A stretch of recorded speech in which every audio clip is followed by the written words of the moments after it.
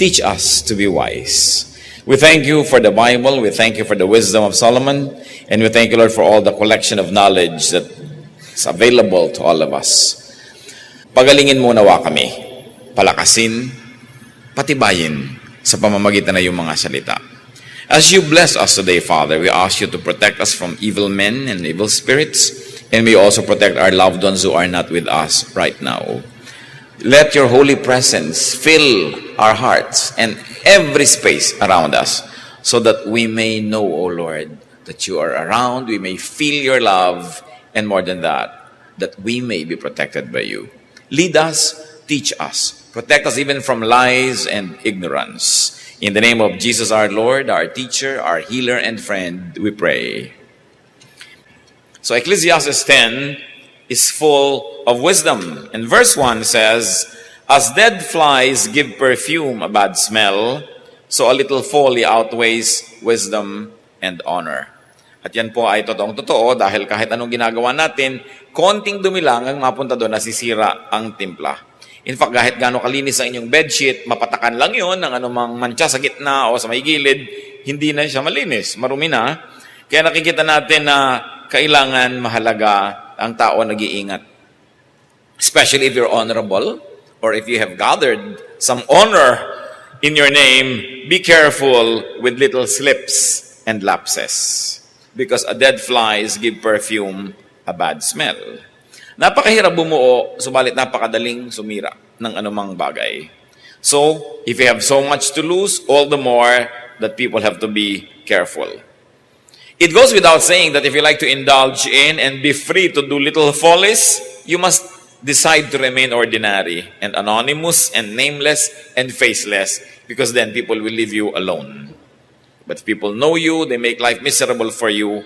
Kaya po yung mga naghahanap na maging sikat, mayaman, makapangyarihan, hindi nila alam kung minsan ang hinihingi nila na napakalaki ng bayad nun. Sabi nga ni Solomon, as the goods increase, so do those who consume them. So subukan ninyo na maliit lang ang income nyo, no relative knocks at your door. Pero pag lumaki na yung income nyo, nag-abroad kayo, nagkaroon kayo negosyo, dumarami mga kamag-anak nyo, pati yung mga hindi nyo kilala, tinutuntun kayo. Kasi mahirap yung nakikilala talaga. So, sabi niya, a little folly will destroy all that. Dahil pagka marami ka nang naimpok, pagka marami ka na nabuo, pag maganda na ang iyong pangalan, maraming nais na sumira niyan. At lalo namang mahirap kung tayo ang sumisira sa sarili natin. Ang pinaka-relax pong mga tao ay yung walang masyadong minemaintain na image. Yung hindi siya masyadong sikat, hindi siya masyadong kilala, hindi siya masyadong hinahangaan. At pagka nangyari yung mga ganun sa isang tao, humihirap ang kanyang buhay.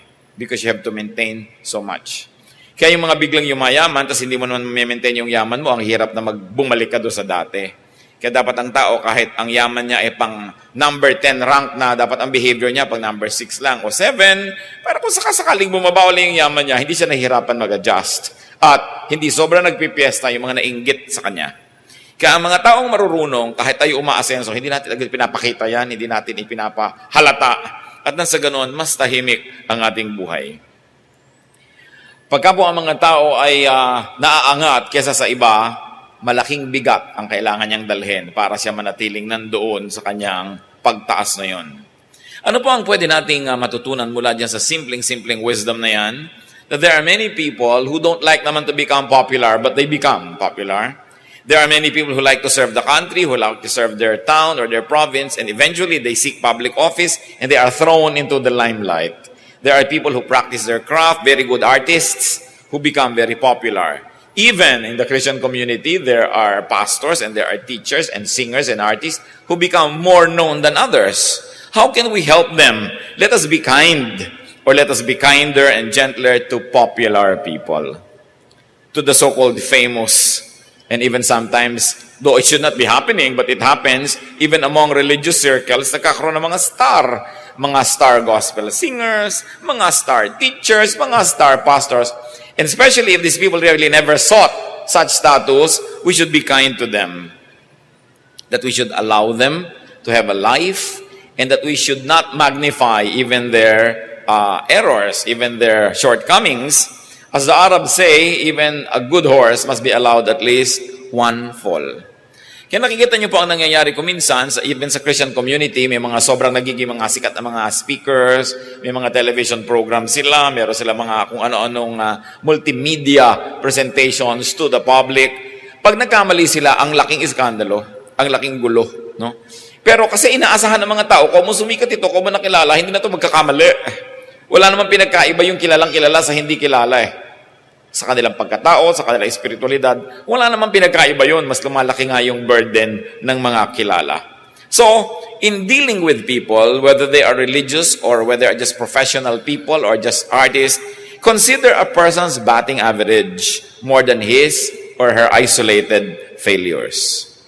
Pagka po nagkakamali, halimbawa ang inyong asawa, nagkamali ang inyong anak, o nagkamali ang isang leader, ang isang civic leader, isang religious leader, hindi niyo sa huhusgahan sa isang niyang pagkakamali. Titingnan nyo yung average. Ano ba ang average grade niya? Ang general performance niya, 85 and above. That's already excellent. That's already very good. I will not expect perfection from my wife, from my husband, from anybody, even from my religious brothers and sisters and leaders. Dahil ang nangyayari, pinahihirap po natin ang buhay ng ating kapwa. At pag sobrang mataas ang expectation natin, konti na lang o wala na lang taong magtatangka na pumapel sa ganong mga role sa buhay dahil mahihirapan sila na lagi nababatikos, laging kinikriticize ang mga tao. So apply this truth to wives and husbands, to children and parent relationship, no? To followers and leader dynamics, even to audience and performers. Na huwag nating hayaan na mas-spoil ang isang napakalaking bagay dahil lang sa isang maliit na bagay. Kumisan, meron kayong malaking preparasyon, meron kayong pagdiriwang, tapos nainis ka lang doon sa umaga, inis ka na maghapon, sinira mo na ang lahat. Huwag kayong maniniwala doon sa, ay, nasira ng araw ko. Pag sa umaga pa lang, parang may nasisira na bahagi ng inyong araw, itigil niyo na yun doon, contain it there, stop it so that the rest will be preserved. Kung nyo sabihin, ayan, nasira ng araw ko, and then patutunayan nyo na nga na nasira na, daladala nyo na maghapon. Huwag nating palalalain ang isang bagay na hindi maganda. Because the work of the people of God is to contain evil, to stop it, to limit it from affecting more and more people. Then verses 2 to 3 of Ecclesiastes 10, the heart of the wise inclines to the right, but the heart of the fool to the left. Even as he walks along the road, the fool lacks sense and shows everyone how stupid he is. Now, before you demonize your left hand and worship your right hand, symbol lang yan. At naging symbol, sa napakatagal na panahon, yung kumakaliwa, pumupunta sa kaliwa, na parang nagkakamali. Pero hindi ibig sabihin na yung kaliwang bahagi na inyong katawan ay masama. No? At lahat ng nasa kaliwa ninyo ay masama. Don't take it too far. But what is the verse saying is that people have inclinations. No? Pagka wise ka, ang inclination mo to wise things. Pagka foolish ka, ang inclination mo to foolish things. So people can be known by their inclinations. And people's actions can almost be predicted by their inclinations. Halimbawa, alam mong napakahilig sa alak nito, napakalasenggo nito, tapos hinayaan mo, hindi mo binantayan, hindi naman siguro unsafe to think na baka naglalasing siya. Kasi ang tao may inclination. At sabi nila, history repeats itself. Why? Because people will always be inclined to whatever they're inclined to. At yan ay sinabi ng Ecclesiastes 1:9. What has been will be again. What has been done will be done again. There is nothing new under the sun. Expect things to just keep on repeating. And Jeremiah 13:23, can the Ethiopian change his skin or the leopard its spots? Neither can you do good who are accustomed to doing evil. How do we operationalize these teachings about inclinations? Hindi para mag-judge tayo na ito inclined to do that, therefore he will do that. Hindi po yon ang aking ipinopropose na gamit nitong verses na ito. Kundi ano? If you cannot love a person's past, then do not get committed to that person's future. Kung hindi nyo kayang tanggapin ang mga nangyari na ang nakaraan ng isang tao, huwag na lang kayo magbalak na makasama ng taong ito sa mga darating pang panahon. Kasi kung umulit yon, anong mangyayari? Hindi natin sinasabing surely uulit, pero sinabi sa Bible, the inclination has a great tendency to repeat. At ito po, lalong-lalo may kinalaman sa mga mag-aasawa. Sa iba sa inyo, hindi na ito topic kasi nag-asawa na kayo, nandyan na yan. Pero yung mga mamimili pa lang, kung hindi nyo kayang yakapin yung nakaraan ng tao, hindi nyo kayang yakapin kung ano siya ngayon, huwag nyong isipin na babaguhin siya ng inyong pag-ibig. Tapos pakakasalan ninyo at umaasa kayong mag-iiba siya. No? The past can very well resurface. The past can very well repeat. And love is acceptance, not reformation. Love is not a reformatory institution. Sabi mo, ayoko ng ugali niya na yun, ako rin ang ugali niya yun, pero oras na umibig siya sa akin, babaguhin ko siya. Maramang na kayo'y mabigo. So dapat yung tao, bago mo palang piliin na mapangasawa, o kaya bago kayo magpasya na makasama sa negosyo, makasosyo, o bago kayo magpasya na makasama nyo sa inyong binibiling duplex, o kaya ay maging roommate, o kaya ay makasama sa kung ano man na partnership, dapat natanggap nyo na yung at least 85% to 90% ng kung sino siya para wala na kayo masyadong maraming struggle pagka dumarating yung mga ayaw ninyo sa buhay. And it is easy to recognize a fool by the way he lives his daily life. So if you don't like the way the person lives his or her daily life, it's very probable that you will not love the way he lives his week, his month, his year, his entire life. So titingnan nyo lang kung paano siya nabubuhay sa pang-araw-araw. At kung yan ay matatanggap nyo, well and good, sigurado hindi na kayo magkakaroon ng malaking sorpresa sa buhay. At natanggap nyo na yon, therefore handa na kayo sa ganong bagay. It is important that we accept one another. At isa pa pong pag-operationalize ng verse na ito, kung kayo magulang, kayo ay kuya, kayo ay may otoridad sa mga bata, may kanya-kanya talagang likas ang tao. May kanya-kanyang inclination, may kanya-kanya na hilig sa buhay. Marapat tayo mga nagmamahal, ang gawin natin, suportahan natin sila na yung hilig nila ay mapuntahan nila, magawa nila sa pinakamakadiyos na paraan at hindi pilitin natin sila na mag-iba ng gagawin dahil tayo yung may kapangyarihan, tayo yung may pera, tayo ang masusunod. May kasabihan ng matatanda, kung saan nakahilig ay doon bumuwal. Kung saan daw nakahapay ang puno, ay doon siya bumuwal. Alangan namang nakaslant dito yung puno, ay expectin mo dito siya matumba. Doon siya pupunta. Huwag nating laging ibahin ang ating kapwa.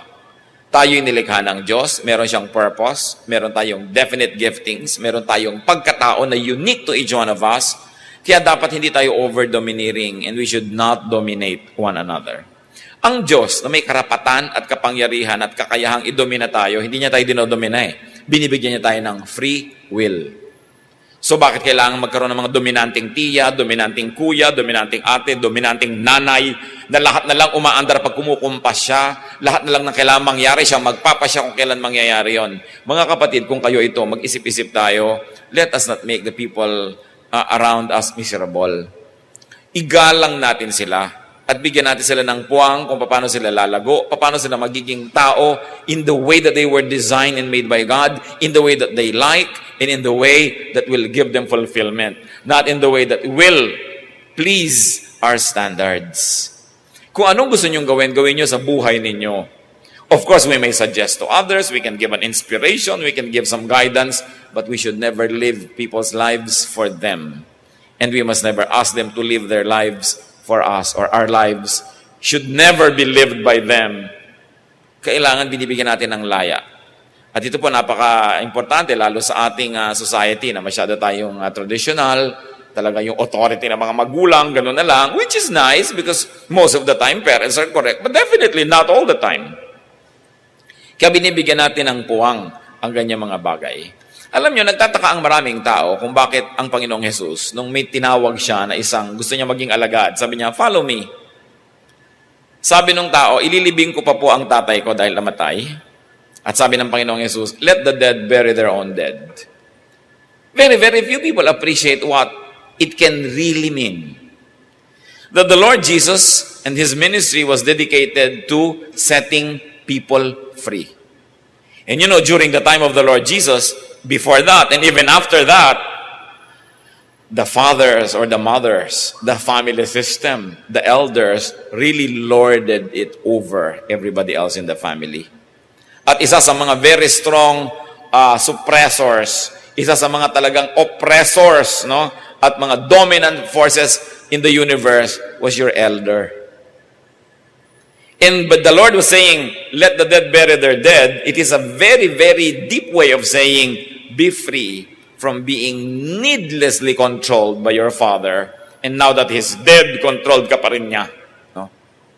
Binibigyan niya ng laya ang tao na gawin ang dapat niyang gawin, kahit pa nga ang ibig sabihin na hindi niya maililibing ang tatay niya. Siyempre, mga theologians, maraming reading dyan. Ano? Pero tingnan ninyo, na the Lord was cutting vertical powers that oppress people. Yung mga vertical powers na yan, marami. Yung economic power, the rich lording it over the poor. Kaya ang tinuturo ni Lord, sabi ng isa, Lord, gusto ko pong sumama sa inyo. Ano bang dapat kong gawin? Sabi niya, well, sell your wealth and give them to the poor. Ang concern ba ni Lord ay para may donation? I don't think so. His concern was, you like to be with us, be one like us. Kasi ang yaman-yaman mo, most of the people here are so poor, so magiging amo ka lang dito. So you really want to be with us? Be like us. Kinakat niya yung power ng mga rich over the poor. And one of the things that the Lord was teaching the poor was, don't be impressed by wealth and don't chase it. At kung hindi kayo impressed sa wealth, hindi nyo hinahabol, hindi kayo maapi na mayayaman. No? Kaya ka lang naman naapi kasi susunod-sunod ka, bubuntot-buntot ka, gusto mong mawin yung favor niya. Of course, another power that was oppressing the people was too much control from the temple. Sobrang naging powerful ang religious elite. Kaya ang sabi ni Lord, nung may mga nagtatanong, how shall we pray? Sabi niya, when you pray, go to your room, close the door, and pray to your Father in secret. Hindi niya sabing, go to the temple. Inilalayo niya ng konti yung mga tao dahil sobrang nakokontrol naman ng religious system. Isa pang nang-o-oppress were men oppressing women. Kaya nung si Martha, sabi niya, o yung si Mary, hindi man lang magpunta sa kusina. Hindi siya magtrabaho ng babae. Bakit siya nakikiupo sa mga kalalakihan? Sabi ni Lord, it will not be taken from her. Let her sit here. So, He was changing the way women were being treated and perceived. Isa pang aping-apay, yung mga bata, hindi pinapalapit yan, hindi sila kasali sa mga activities, hindi katulad ngayon, yung mga bata bida sa ating mga social events and family events. Kaya yung mga bata, nung inilalapit kay Jesus, nagalit ang mga disciples because it was against tradition, because children were nobodies. But what did Jesus do? Sabi niya, huwag niyong pigilan ang mga bata. To such as this belong the kingdom of heaven. Tapos kinalong pa niya at binless niya yung mga bata. Pinawalan din niya yung bata from being nobodies. So, kinakat niya yung mga yan. At isa sa mga kinat niya, yung power sobra ng mga elders ng family sa pagkontrol sa kanilang mga anak-anak. Kaya sabi niya, mother will go against daughter, daughter against mother. The Lord said that. Hindi para guluhin ang mundo, kundi para ayusin ang mundo. Para palayain ang mga taong sobrang na-oppress ng gender, ng economic system, ng mga family hierarchy, pati ng government hierarchy, pati ng church hierarchy, pinapalaya niya kasi yung konting-konting tao na nasa ibabaw ng buong social system, sila lang ang nag-enjoy sa buhay. Sila lang ang nasusunod. Yung gusto lang nila ang nakakapangyari. So, ano sinasabi natin dito? At kinalaman ito, dito sa sinasabi ni Solomon, huwag kayo mandomina. Usually sa pamilya natin, may sobrang mga dominante, no? Yung laging ulam na gusto nila, yun ang laging lulutuin. Kung ayaw nila ng radyo, walang magra-radyo, di ba? Kung gusto nila may radyo, nabingin ang lahat dahil nagra-radyo sila. Dapat bigayan. Dapat ipinapasa mo rin sa iba yung remote, no? Hindi ikaw lang may hawak, gusto ilipat-lipat ka ng lipat. So, anong ginawa mo sa buhay para ikaw lang, kung ba ikaw may hanap buhay? Kung ba ikaw yung may pera? So we should set people free. And especially husband and wives. Lalo't kayo kasal na, yan ang asawa ninyo, tanggapin nyo na. Para madali-dali ang buhay nyo. No? Huwag nyo nang laging ambisyonin baguhin niya dahil pinakasalan nyo, ganyan na yan no? So, tanggapin nyo na. At tayo naman, kung gusto nating paligayahin yung mga nagmamahal sa atin, let's try to accommodate them. Tayo yung mag-adjust, tayo yung magbago. Pero hindi yung iba ang dinodominate mo para magbago sila. Iba naman pag nagvo-volunteer siya magbago para lumigaya ka no? So, dapat yung tao naman na nagvo-volunteer, pero wala naman dapat pumipilit sa kanya. Tatahimik ang mundo pagka sinunod natin ang mga karunungan na ito ni Solomon. Ecclesiastes 10:4, if a ruler's anger rises against you, do not leave your post. Calmness can lay great errors to rest. Pag daw nagalit sa iyo ang nakakataas, huwag ka agad mag-resign, huwag ka agad tumakas, huwag ka agad umiwas. Bakit? Yung mga tao po na matataas ang posisyon, liban na lang napakalaking pakikipagsapalaran kaya lang sila nandun, usually magagaling yan. Magaling ka para ka maging leader. At kung di ka magaling, mawawala ka rin dyan. So kung leader ka ng matagal, magaling ka nga.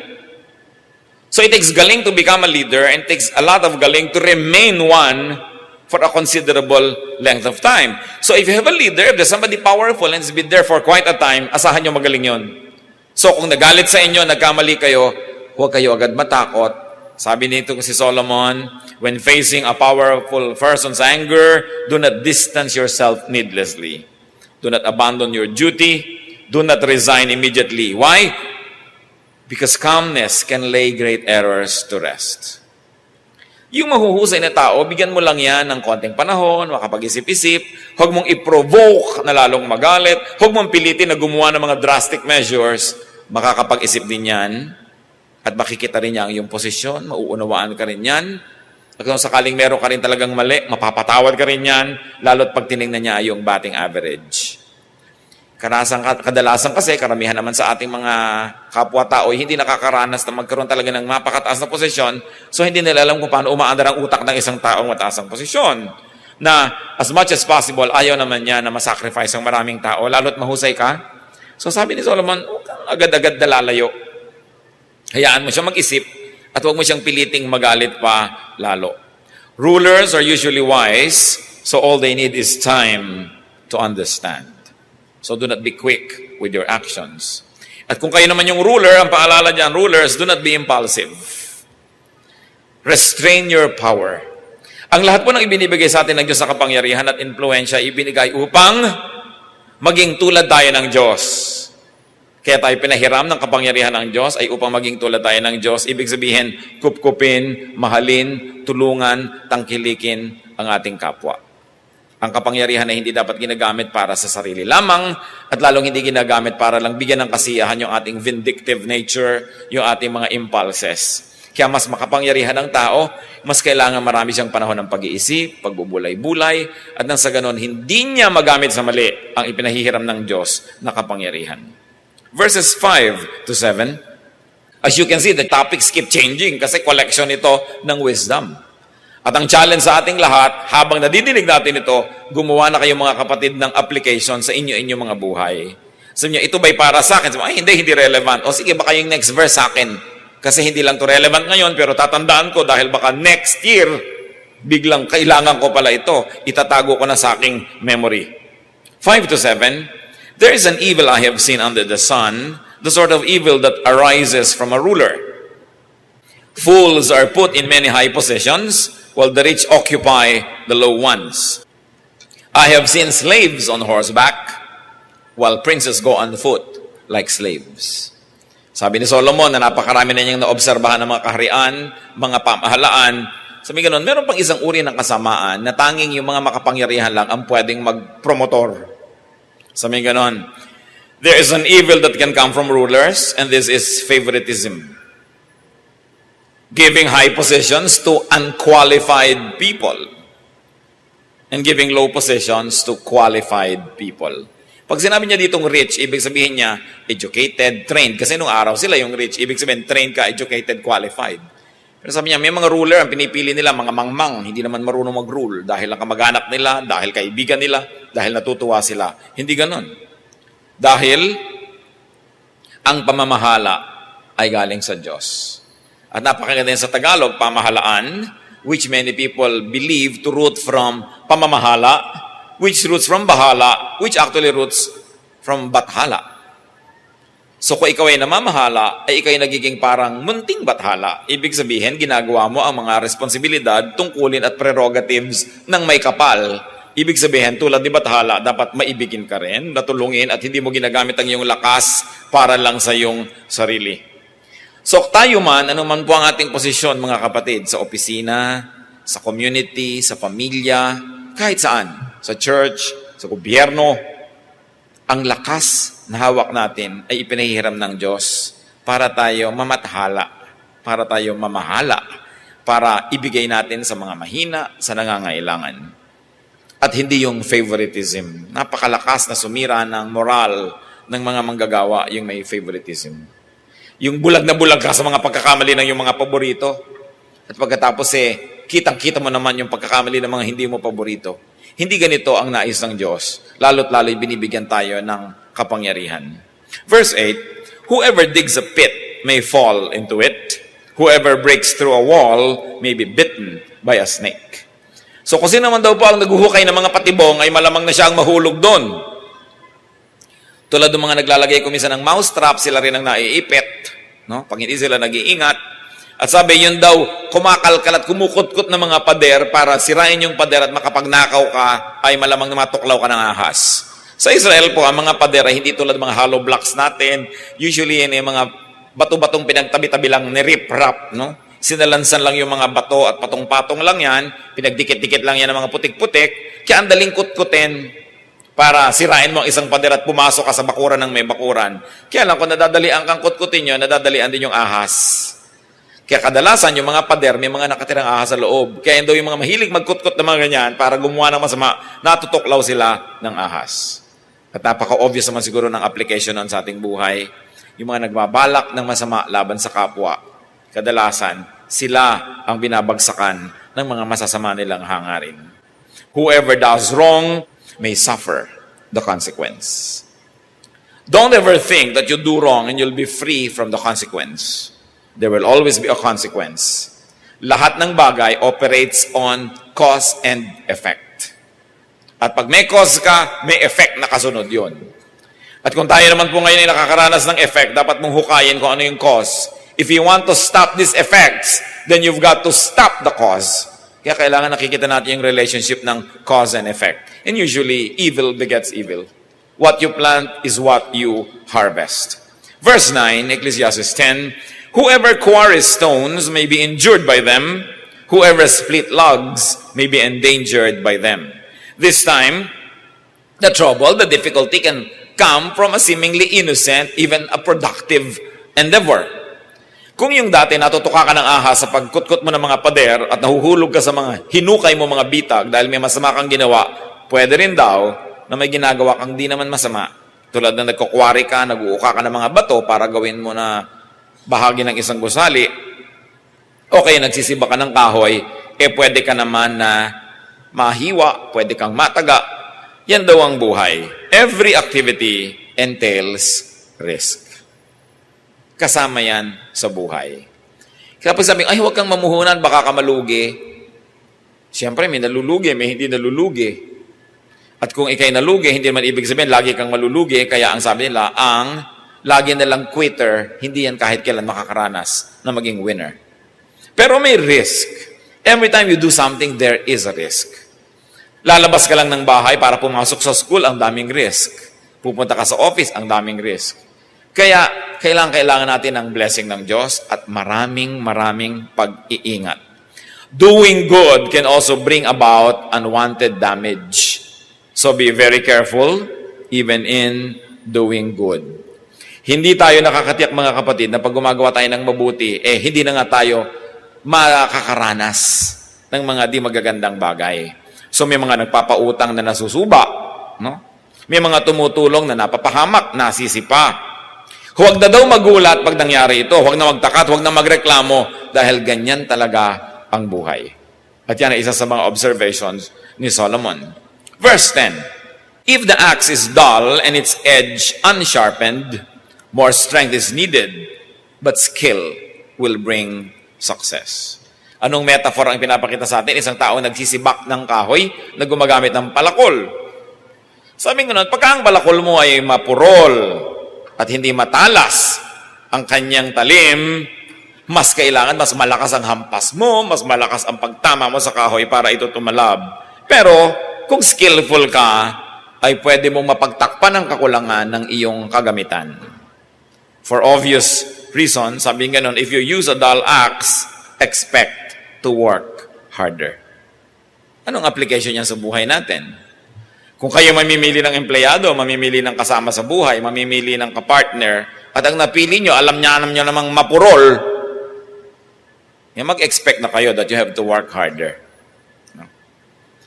Halimbawa, kadalagan yung tao, umiibig kayo sa isang lalaking umupo-upo lang, alam mong pagkatamad-tamad at nakahuyaya lang, nang nakahalos tumihaya na lang ng tumihaya, nakaupo lang hindi mo alam kung nakahiga o nakaupo. Yan daw ang mga palatandaan ng mga batugan. Siguro, once in a while may exemption. Pero ang lola ko, pag may naliligaw sa mga kapatid ko o mga pinsan ko, na ganun umupo, nako anak, lumayo ka sa lalaking yan. Yan agad na sasabihin. Sa pag-upo lang yung nakikilala mo ang tao. Alam niyo, mga matatanda, sa experience, marunong na yan na tumingin. Well, kung in love ka pa rin, expect to work harder. No? Dahil sabi, dalyang napili mo . So tayo man mga kapatid, kung meron kayong, nagtataka ko, may mga kusina, 4, 5 ng ganyan, bago maputol yung talong, hindi man lang ihasa yung mga kutsilyo nila. No? May mga gripong halos wala nang lumalabas, hindi man lang nila tanggalin yung mga bara. Kontento na silang mahirapan. Samantalang pwede naman nilang ayusin ang kanilang environment. At may mga nagkukulambo na, ang baba ng tali. Ba't hindi taas-taasan para hindi nakadikit sa iyong pagmumuka? May mga kawali na lagi ka nalang napapaso, hindi lagyan ng tangkay na kahoy. Ang daming bahay miserable, mga timbang walang handle. Ang mura-mura naman na bumili ng kapalit nun, kakahawak mo na lang, nakuba ka na. So maraming buhay miserable just because people don't improve their environment.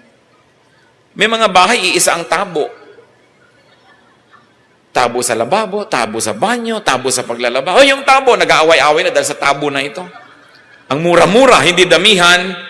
Things like that, no? Ang dami-daming mura naman, pwede niyong damihan. But it's a mindset Because there are people who don't even think of improving their lives, though they can very well afford to do so. Mga bahay na dadalawa ang doormat, laging basa, wala kang pamalit, pag kami natapon, paano ba ang mura-mura ng doormat? No, kung meron ka 15, 20 nakastock dyan, feeling rich ka kahit na ang mura-mura nun. So sabi niyo, if the axe is dull and its edge unsharpened, more strength is needed. So, ganon din ang pagpili ng karir. Pag hindi nyo gift, then you are dull. Then you have to exert more effort. So if you want to get the most out of life, operate in your area of strength.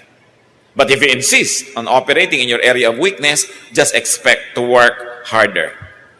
At sa mga pumipili po ng mga workers, mga empleyado, mga tauhan, you've got to pre-screen your workers well, your partners, even your spouses. Because if they are dull, you have to work harder. Kaya bago ibinibigay ang ating commitment to somebody, dapat nag-iisip ka mabuti. O kaya, just accept the consequence. Be ready for the consequence kasi pinili mo yan But very importantly, brothers and sisters, sharpen your axes. Improve your skills. Improve your systems. Improve your tools. Marami pa nga kahit naman sa mga churches, sa mga opisina, sa mga kung saan-saan, yung mic na laging yuko-yuko, susunod ka dahil yuko-yuko yung mic, susunod ka, hindi palitan yun, I mean, kung nun lang nangyari, di bali, pero 2-3 linggo, paulit-ulit, hindi man lang pinapalitan, yun na lang nang yun, may kasalanan na ang tao doon. Kailangan tinitingnan mo, pwede yung improve dito sa buhay na ito. Marami mga bahay, wala man lang pako sa dingding, wala mga sabitan sa likod ng mga pinto ng banyo, hindi mo malaman kung saan mo isasabit ang tuwalya, saan mo isasabit ang mga damit. Ang miserable, konting pako lang o konting mga screw will solve the problem. Meron pa ako nakikita ng namamalansya, nakasaksak yung ilaw, doon sa ilaw nagagalaw-galaw. Lahat ng gumagalaw, lahat ng anino, bakit nahilo na lahat ng tao? Ba't hindi paghiwalayan ang outlet ng plancha at ng ilaw na ito? No? May mga ilaw na andidilim, hindi liwaliwanagan ng konti. May mga baitang ng hakbang na ubod ng tataas. No? Sakang-sakang ka na sa pagakyat. Why? Have these needless sufferings in your life. No? Simpleng-simple lang yan. Improve your life. Why? You live only once on this earth. Kahit kapag may eternal life, you live only once on this earth. So you've got to maximize all the benefits, all the enjoyment, and all the prerogatives that God has given us. Ecclesiastes 10:11. If a snake bites before it is charmed, there is no profit for the charmer. Ang pinag-uusapan ng mga ahas na pinaaamo at para, sabi, kung hindi mo napaamo, bago tumuklaw, bali wala ang pagpapaamo mo dahil natuklaw ka na. So mahalaga yung kumikilos agad. What is the lesson, brothers and sisters? Act in a timely manner. Dapat kikilos tayo before the problem happens. Kung kayo'y makakalimutin, at usually makakalimutin naman, paulit-ulit sila lang lagi ang may nalilimutan, Don't rely on your memory. Sa inyo, ay, dadaling ko yung bag na yan, pag alis ko, huwag nyo nang intayin yung pag alis nyo, ilagay nyo na sa pinto na matatapakan nyo talaga, paglabas nyo talaga, para huwag nyong malimutan. Ipupwesto nyo where you will not forget it, kung kayo forgetful. In other words, gagawa ka ng paraan naman para hindi pa ulit-ulit na lang yung problema mo, pa ulit-ulit na lang yung mga mali. No? Kailangan mauna ka sa problema. At alam nyo, ang mga napakahalaga na mauna tayo kumisan, yung sa salita. Kasi kumisan, merong dapat sinabi ka na agad, hindi mo pa sinabi. No, may nangyari tuloy. Ngayon, sinasabi mo, hindi ka na pinaniniwalaan kasi after the event na yung pagsasabi mo ng isang bagay. Sinabi mo sa asawa mo na halimbawa, binigay ko kasi ang mga savings natin sa nanay ko, no? Kailangan sabihin mo yun bago niya malaman. Kesa nalaman na, tsaka mo sasabihin ko nga sa iyo, honey, nalaman na niya sa iba, no? So, nahuli ka na. Kailangan maagap ang tao.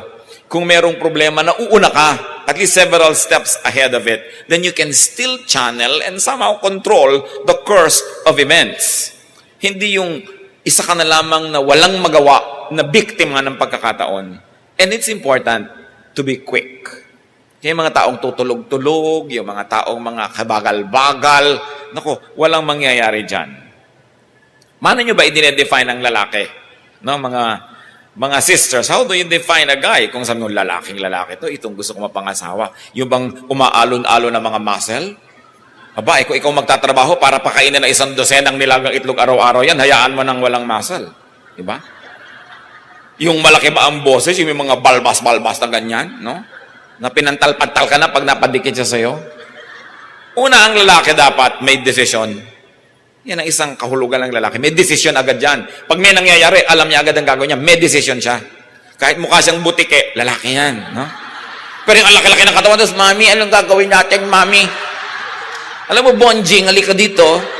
No? Baliwala. No? So may decision. Napakahalaga nun. Responsable. Yan, ibig sabihin ng lalaki, responsable. May mga lalaki na ni isang pako, walang nailulubog sa dingding nila, wala nang pagsabitan yung asawa nila ng bra pag hinubad. Wala man lang sabitan yung bahay nila, tumutulo na yung bubong, ang hagdan, giba-giba, ang mga pinto nila. Wala man lang skill. No? Kailangan responsible, skilled, may desisyon. Yun. When you have that, kahit anong itsura ng mukha, gugwapo na rin yan.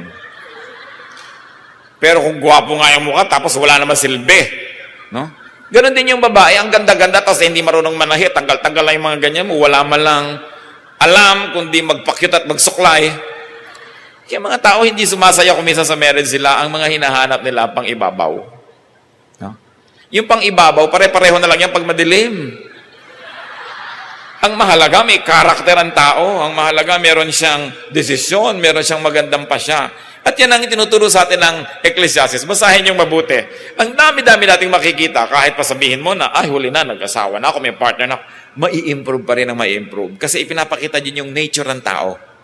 At kung paano tayo makikiayon, makikisalamuha, at makikipagmabutihan sa ating kapwa. So, kailangan timely manner. Napakahalaga na mabilis kumilos ang isang tao, hindi yung kebagal-bagal, parang slow motion. Listo. Yan, mahalagang karakter. Yan ang mga hinahanap nyo sa mga asawa ninyo. No? Hindi yung mga looks lang. Isang aksidente, naiiba yung looks na yan. Napakadali at napakarupok ng kagandahan. Napakadaling masira yan. Kaya hanapin yung karakter. Ngayon, kung mabuti pa yung itsura niya, bonus na yan. Pero it's so easy to fall out of love of a good-looking person who is good for nothing. Hindi ka malang ma-inspire, hindi ka ganahan. Ecclesiastes 10:12-15. Words from a wise man's mouth are gracious, but a fool is consumed by his own lips. At the beginning, his words are folly. At the end, they are wicked madness.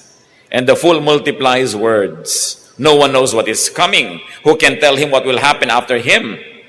A fool's work wearies him. He does not know the way to town. So, it is unprofitable to listen to foolish people. Dear ones, one of your most important duties to yourself is to assess people who are close to you and determine if they are wise or foolish. Not to judge, keep it to yourself. Because if you know that a person is foolish or wise, you will know exactly how to behave with that person. And it is unprofitable to spend a lot of time with foolish people. And one mark of foolishness is saying too much. Don't mistake foolishness with lack of education. There are many, many well-educated, well-trained people who are still foolish. Those who say too much, those who say more than necessary. At alam nyo yon, when they reveal more than what needs to be revealed, especially about other people, when they have comments beyond what is useful to hear, you know that this person is a fool, talks too much. Yung maraming sinasabi, it doesn't mean talks too much. Kung lahat ng sinasabi niya may sense. Kaya dapat nauunawa natin yan. Fools multiply words. They begin with nonsense, according to the Bible, and they end in disaster. In contrast, wise people divide and limit words. Kaya nakita niyo po ang mga pinaka-powerful words are aphorisms, short quotes, mga salawikain, proverbs, very powerful, very few words, but the impact is so much, no? Hindi yung ang daming sinabi, at the end, teka, ano nga bang point mo?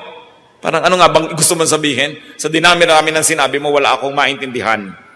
So, madaling malaman. Tayo rin po pwede nating improve yung sarili natin by trying to speak less. Especially when there's nothing good to say, don't say anything. Yung may patay, isa sa mga pinakamahirap na event, may patay, yung pupunta ka sa patay, dala-dala ka nung anak o asawa. Ano sasabihin mo? Parang natutulog lang, ano? Nakabarong Tagalog, parang natutulog. What nonsense! No? May bulak sa ilong, natutulog.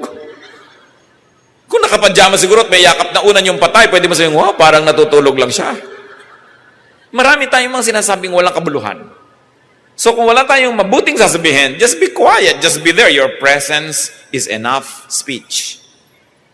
But sometimes by opening up our mouths, we only expose our folly and we advertise our ignorance.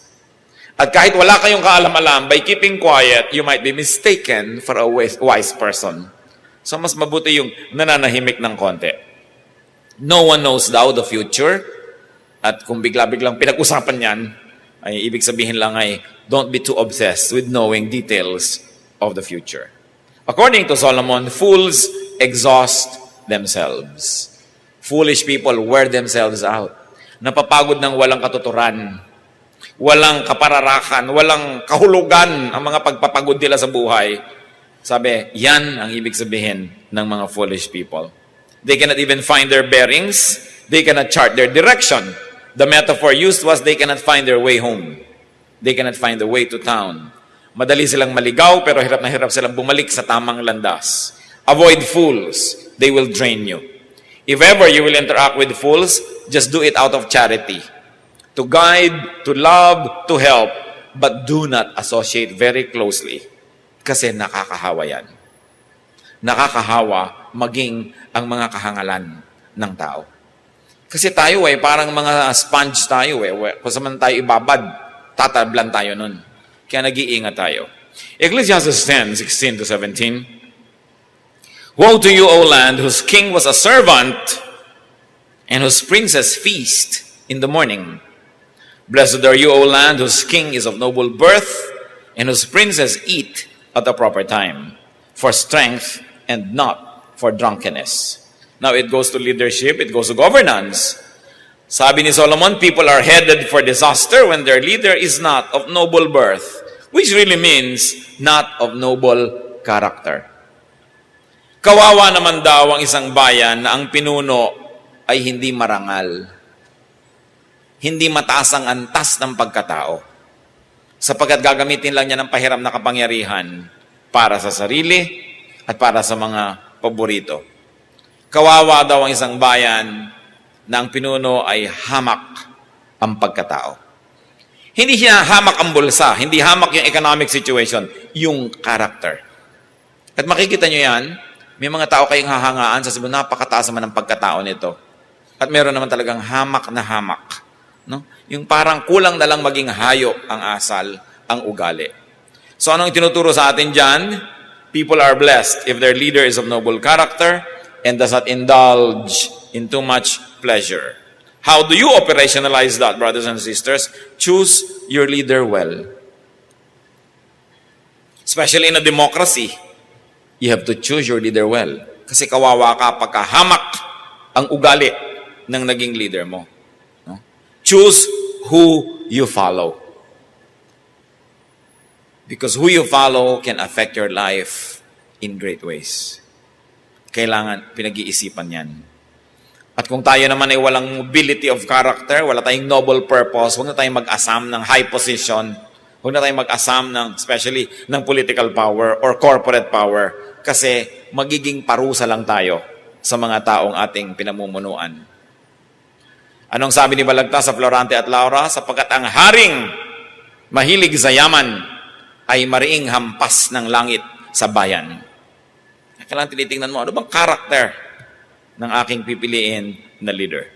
Ecclesiastes 10:18, if a man is lazy, the rafters sag. If his hands are idle, the house leaks. Yan na naman, bumalik sa katamaran. Kung tamad daw ang tao, lumulundo ang kanyang bubong. Alam niyo po, lalo sa Middle East, na ang mga bubong ay pinagsama-samang kahoy, dahon, sanga, at putik. No? So pagka hindi mo ito minentain, konting ulan, pwede talaga itong mag-sag. Right? So dapat lang minemaintain. High maintenance yung mga bubong na yan. Pero kung tamad daw, yung nakatira doon, lulundo nga ang bubong na ito at tutulo sa konting ulan lamang. A metaphor that can be applied many ways. Some people are too lazy to fix their own houses, to fix their own lives, to fix their own problems. Kung nakita mo na yung bag niya, gutay-gutay, giba-giba, hindi mo lang niya ayusin, anong inaasahan mo na aayusin niya ang buhay mo kung kasama mo siya? Diba? Nakita mong hindi maayos ang mga little things in life, it will only repeat in a much bigger scale. And laziness brings not only a problem, it brings a complex set of problems. Napakalaking katangian po yung masipag. No? Kaya mahalaga sa tao, masipag, hindi yung tatamad-tamad. Avoid lazy people. Why? Mahahawa kayo dyan. At kung hindi kayo mahahawa, maaalila kayo niyan. No? If you are a responsible person, may nakasama kang tamad, ano mangyayari sa'yo? Hindi mo matitiis. Ikaw ang kikilos ng kikilos. Avoid them. And young people, observe before you fall in love. Kung ang mga kinakahulugan ng loob nyo, tamad. No? Madaling maburay ang pag-ibig pag nawala ka na ng gana dahil tamad. So, titingnan natin. At kung kayo naman, napapansin nyo may katamaran, we can improve. The reason why we study these things is that so that we will look in a mirror and look at ourselves and say, ako ba ito? At kung ako ito, syempre, kung aking loloobin na magbago sa tulong ng Diyos, ay magbabago ako. Napakahalagang malaman natin na ganyan mga bagay because it's so frustrating for a woman to have a lazy husband. And of course, for a man to have a lazy wife. Puro na lamang instant mommy ang pinapakain sa'yo ng wife mo araw-araw. No? So, masasayahan ka ba doon sa buhay? Lagi na lamang na nakahilata at tinatamad. No? Ayaw gumising ng maaga, ayaw matulog ng late. Ano mangyayari sa inyo niyan? So, it's important. It's very frustrating for a parent also to have lazy children. And I'm sure a lot of children know how it is to be frustrated to have lazy parents. No? At sa ating bansa, mas marami yung tamad na tatay kaysa tamad na nanay. Although may tamad ding mga nanay. No? Pero napakahirap niya pag may mga tatamad-tamad sa buhay. Isang napakalaking parusa sa mga nagmamahal sa inyo. Mga kapatid, kung tayo nasa pagsabihang tamad o napapansin natin may katamaran tayo, magbago. Kasi may natitira pang buhay. Alam nga namang yung natitira, pahirapin mo pa rin. Kailangan improve na yan. In Ecclesiastes 10:19, a feast is made for laughter, and wine makes life merry. But money is the answer for everything. Nakita nyo? Yung mga Kristiyano, parang akala mo napakasama ng pera. Sabi ni Solomon, money is the answer for everything. At alam nyo, totoo yan. Diba? Celebrations make people happy. Yun ang unang part nito. A feast is made for laughter. So, what is the application? Celebrate more. Celebrate events and occasions, anniversaries and birthdays. You don't need to be excessively extravagant, but celebrate so that you will have more punctuation marks of happiness in your life. Kasi pag may mga okasyon, they become like punctuation marks. Sumasaya tayo at nakakapagpasaya tayo ng ating kapwa. Make room for a life filled with more laughter, with more happiness, with a lot of get-together. Yung mga bahay nyo lang, mga kapatid, sa simpleng-simpleng pagpipinta at sa tamang mga kulay ng ipipinta, you will add so much cheer to your life. Pagpasok ba ng bahay nyo, ubod ng dilim? Diba? Dapat gawa ng paraan, paliwanagin naman yung mga kulay, yung pintura, laki-lakihan ang mga bintana, palitan ng mga ilaw para maligaya, masaya. No? Ano pong isa sa mga definition ng isang ideal woman sa Proverbs 31? Her light does not go out at night. Ibig sabihin, pinahahalagahan sa kultura ng Israel na may ilaw, na maliwanag. No? So, let light come into your house, let your house be cheerful, at kayo mga sinasabi ng mga modern art, ng mga monochromatic, puro brown lang, puro ganito lang. Lagyan nyo ng mga yellow, mga pink, mga blue, para masaya. Hayaan nyo ng baduy. Yung iba naman kasi, pilit na may mga artistic pretenses, no? Pero hindi naman yun ang totoong taste nila. So kung ano yung nagpapaligaya sa inyo, sabitan nyo mga kalendaryo, mga diploma, sumasaya ba kayo? No? Pasayahin nyo yung inyong bahay. Because space defines behavior. At yan ang dapat inaaral. Pinag-aaralan niya ng mga architects, pinag-aaralan niya ng mga interior designers, di ba? Kung ayaw nyo halimbawang tumawid ang mga tao dito, maglagay lang na kayong 3 tabi-tabing paso. Liliko na sila.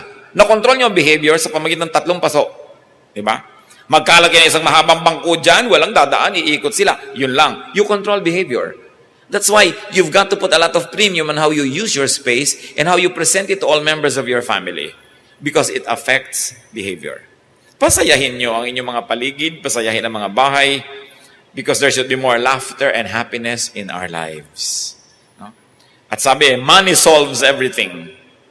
Of course, everything as a word is an exaggeration, but there's a lot of truth in it. Money talks. And you know, when it does, people listen. So anong moral lesson? Make money and use it well. Huwag niyong masamain ang paggawa ng pera. Yung mga iba, akala nila, pagka Christian ka, religious ka, akala mo kaya sama-sama ng pera. No? Mahalaga yan. At kung ayaw niyong gastahin sa inyong sarili, gastahin niyo para sa iba. Pero ang maganda, may ginagasta kayo. So, kasama ng pagiging tunay na mananampalataya, yung masipag ka, that you create wealth, that you make surplus income so that it will not only be for you, but for others too. Sinasabi rin niya sa New Testament, earn more than you need so that you can give to the needy. Money is the answer for everything. So make, save, and multiply money. And use money positively, creatively, constructively, and wisely.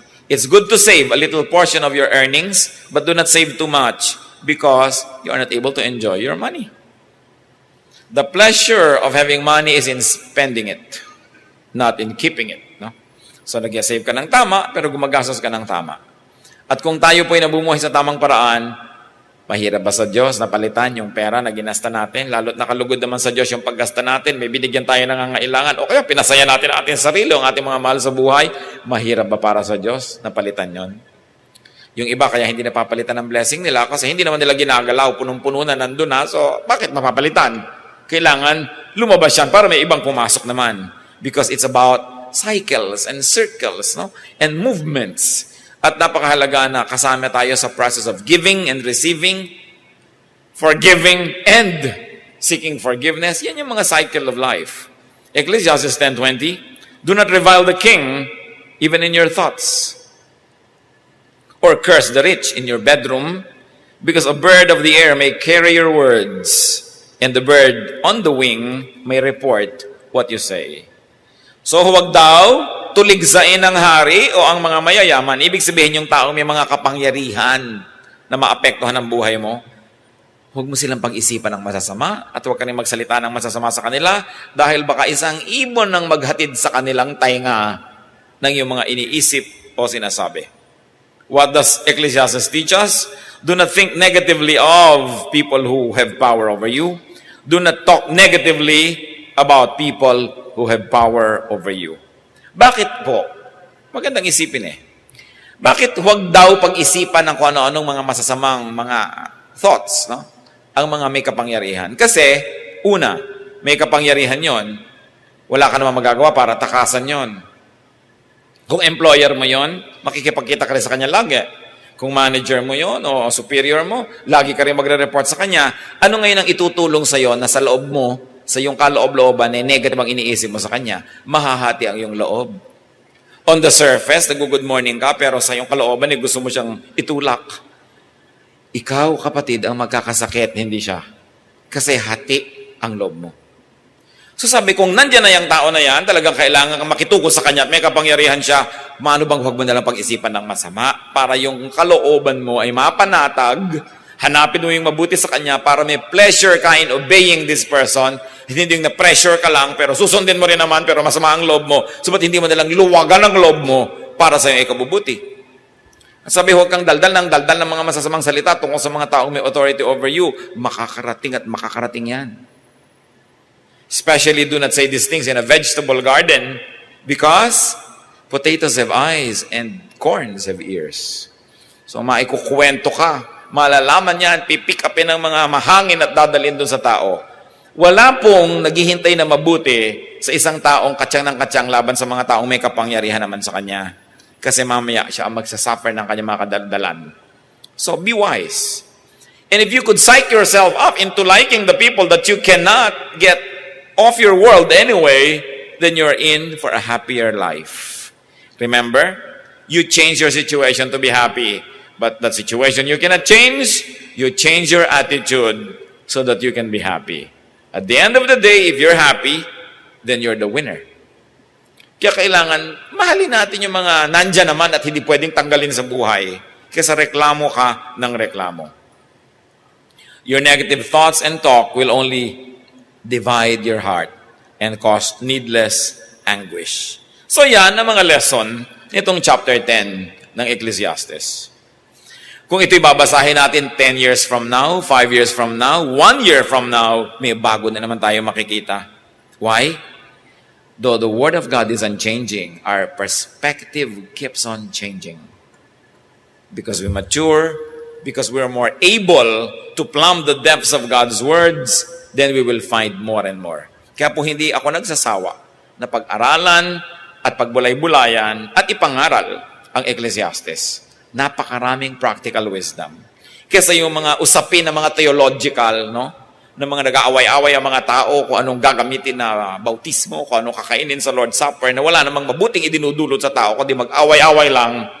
Napakaganda yung hinahanap mo. Ano bang practical dito? Ano bang makaka-improve ng buhay ko? Ano bang makakapagpaganda ng pagkatao ko? Paano ko ba aayusin ang buhay ko? Hindi nakikipagpaligsahan ako sa iba ng mga theological issues. Theology is a very proud word because it's a study of God.